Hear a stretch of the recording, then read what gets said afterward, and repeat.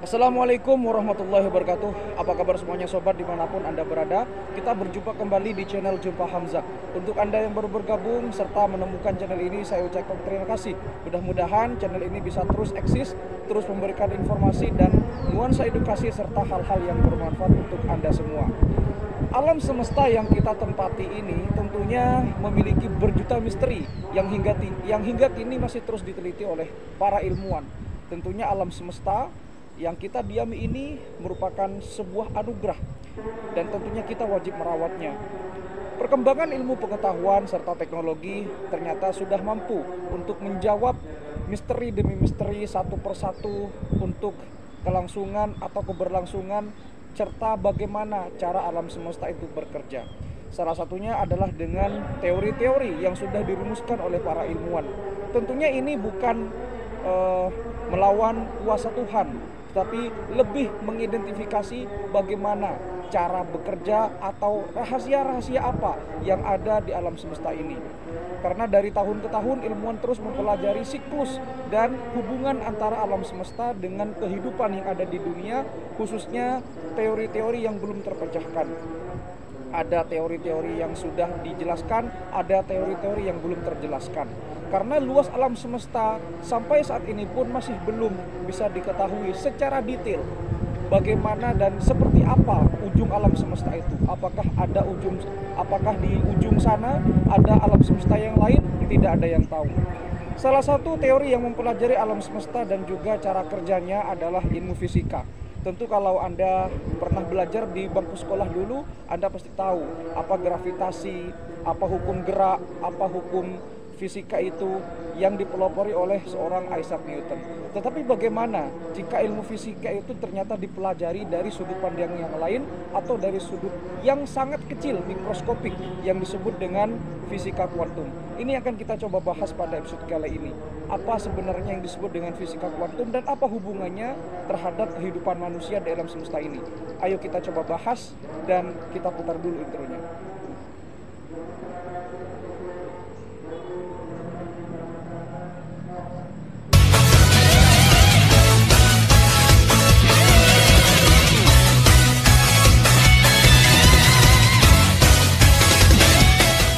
Apa unsur yang terkecil di alam semesta ini?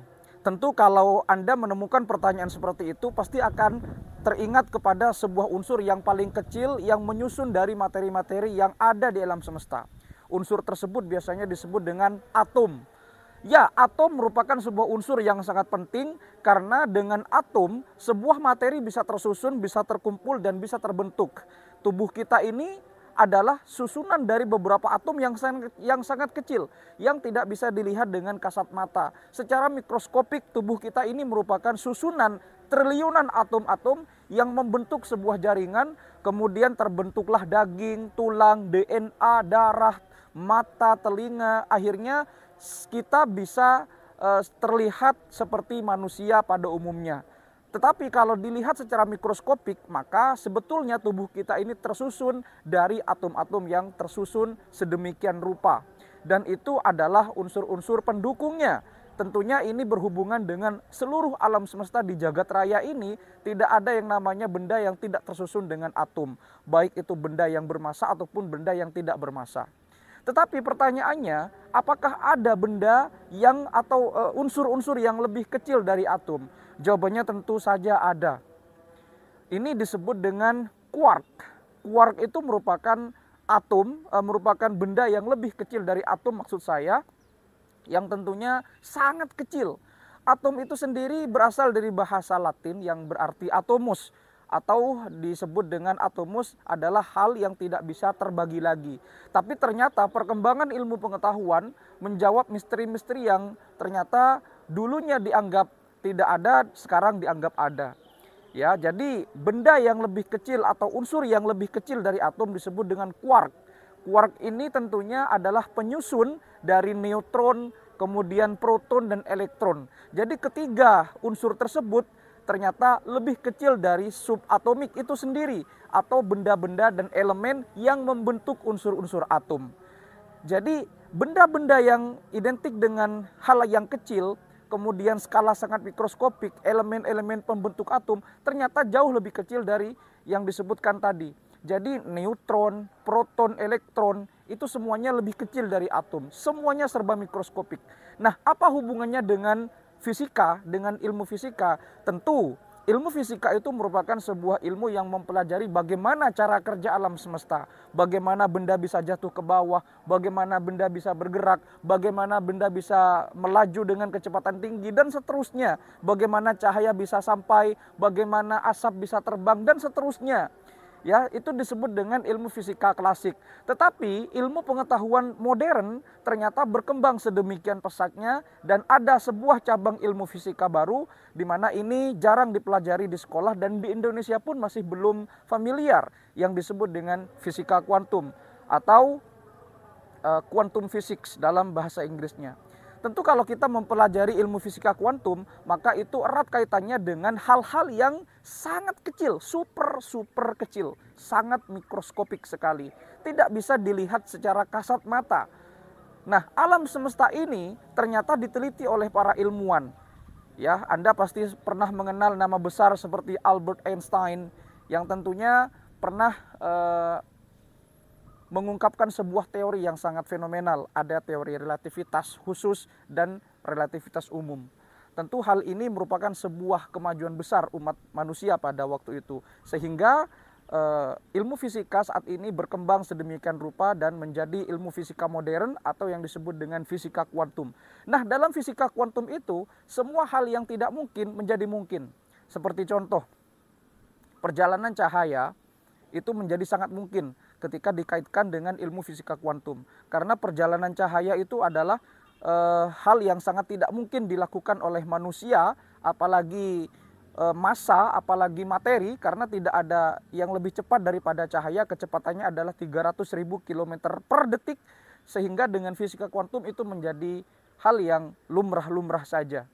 Ketika Anda menonton film Marvel, teori-teorinya sangat terkesan aneh di dunia nyata, tapi di film Marvel itu disisipkan teori-teori fisika kuantum yang sangat membingungkan, bagaimana multiverse itu bekerja, bagaimana dualitas atau seseorang bisa ada dalam dua tempat di satu waktu, itu menjadi sangat mungkin dalam fisika kuantum.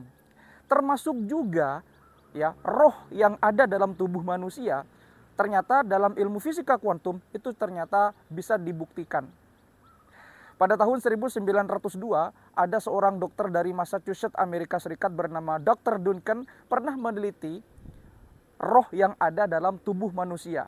Jadi ketika itu ada 6 manusia yang sudah kritis dan dokter memastikan bahwa keenam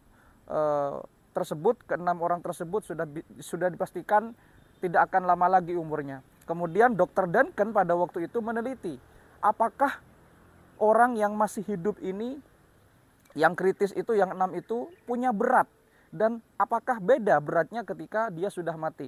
Ternyata faktanya adalah ketika tubuh seseorang itu masih hidup dengan tubuh seseorang masih dalam keadaan hidup dan tubuh seseorang sudah meninggal, itu ternyata berbeda. Penelitian yang dilakukan oleh Dr. Duncan pada tahun 1902 ini menjawab pertanyaan bahwa ternyata roh itu memiliki berat, walaupun beratnya sangat kecil dan tentunya bisa berpengaruh terhadap tubuh manusia. Jadi ketika tubuh manusia masih hidup ternyata berbeda beratnya ketika dia sudah meninggal. Nah, ini ada hubungannya dengan atom-atom ataupun subatomik yang ada dalam tubuh manusia itu sendiri. Karena cabang ilmu fisika yang disebut dengan fisika kuantum itu sendiri mempelajari tentang hal yang lebih kecil dari atom.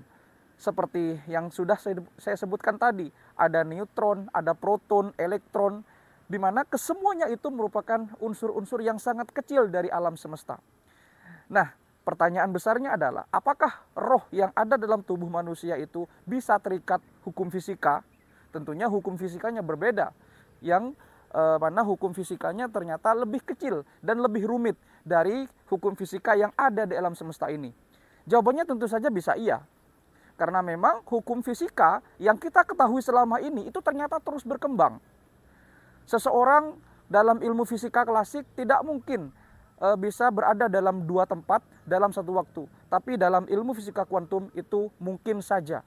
Anda kalau melihat film Marvel, bisa dibayangkan bagaimana rumitnya cara kerja multiverse, metaverse, dan alam semesta paralel. Di situ dijelaskan bahwa hukum fisika ternyata masih belum finish. Dan ini akan terus dikembangkan. Bagaimana orang bepergian dengan kecepatan cahaya, bagaimana orang bisa berada dalam satu dimensi ke dimensi yang lain, dan seterusnya. Dan paradoks pun bisa terjawab ketika ilmu fisika kuantum ini sudah berkembang. Nah, kemudian kita kembali lagi kepada roh manusia yang ada dalam tubuh ini. Jadi sebuah entitas, sebuah bisa dikatakan wujud yang disebut dengan manusia itu ternyata memiliki hukum fisikanya masing-masing. Ya, jadi roh itu pada dasarnya adalah sebuah hal yang masih terus diteliti oleh para ilmuwan. Ya, dalam dunia modern tentunya roh ini memang hal yang goib, tapi hal goib itu bisa jadi adalah sebuah fisika kuantum yang belum terjawab. Bukankah ilmu pengetahuan itu berasal dari hal-hal goib yang dulunya dianggap mustahil, kemudian seiring dengan berjalannya waktu, maka hal goib itu pun berangsur-angsur bisa terjawab dan bisa diterima oleh logika manusia. Sekali lagi, ini bukan menentang kehendak Tuhan, tetapi ini berusaha untuk menjawab bagaimana cara kerja alam semesta, bagaimana cara kerja dan mekanisme alam semesta ini bekerja dan selaras dengan kehidupan yang berjalan hingga saat ini. Bagaimana orang pindah dari dimensi ke dimensi yang lain, sehingga mungkin saja roh manusia yang ada dalam tubuh kita, tubuh saya dan Anda sekalian yang sedang menonton video ini, mungkin saja ketika Anda sudah terlepas dari rohnya, barangkali roh tersebut mungkin ada hukum fisika yang masih terikat pada dirinya. Tentunya hukum fisikanya berbeda dengan hukum fisika yang ada sekarang. Tetapi ini bukan tidak mungkin untuk dipelajari. Bukan tidak mungkin untuk kita mempelajari hal-hal yang goib. Ya, karena hal-hal goib itu sepertinya bisa dipelajari ketika kita mendekati dengan pendekatan saintifik. Dalam hal ini adalah fisika kuantum. Dunia partikel kuantum dan mekanika kuantum itu sebetulnya bisa dipelajari, tetapi ini memang sangat rumit dan membutuhkan waktu yang tidak sebentar. Karena sebenarnya fisika dan metafisika itu hidup berdampingan. Jadi bisa saja roh yang ada dalam tubuh manusia itu merupakan sebuah metafisika, kemudian metafisika itu ternyata adalah cabang dari fisika sendiri. Apakah mungkin metafisika itu merupakan fisika kuantum? Ya bisa saja, mungkin saja. Karena kan kalau kita melihat keganjilan, itu kan kita takjub luar biasa. Dan itu masih ada di alam semesta ini, masih ada di alam semesta yang kita tempati ini. Ya, dimana penyusun alam semesta itu ada materi, ada energi, ada waktu, ada informasi. Ya, semuanya tersusun dan alam semesta masih menjadi misteri. Jadi penelitian yang dilakukan oleh Dr. Duncan pada tahun 1902 itu, ya ini merupakan cikal bakal penelitian-penelitian selanjutnya.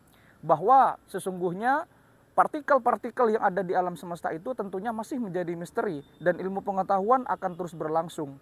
Bisa saja mungkin suatu saat manusia itu bisa melihat masa depan dan masa lalu secara bersamaan. Bisa saja. Karena perkembangan ilmu pengetahuan yang sedemikian canggihnya.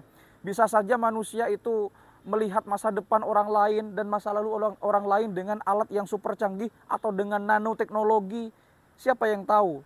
Anda kalau menonton film Iron Man, itu teknologinya, armor suit-nya Iron Man itu selalu di-upgrade. Yang ada di dadanya, yang ada di tubuhnya, itu menggunakan nanoteknologi atau teknologi yang super kecil dan tentunya ada hubungannya dengan fisika kuantum.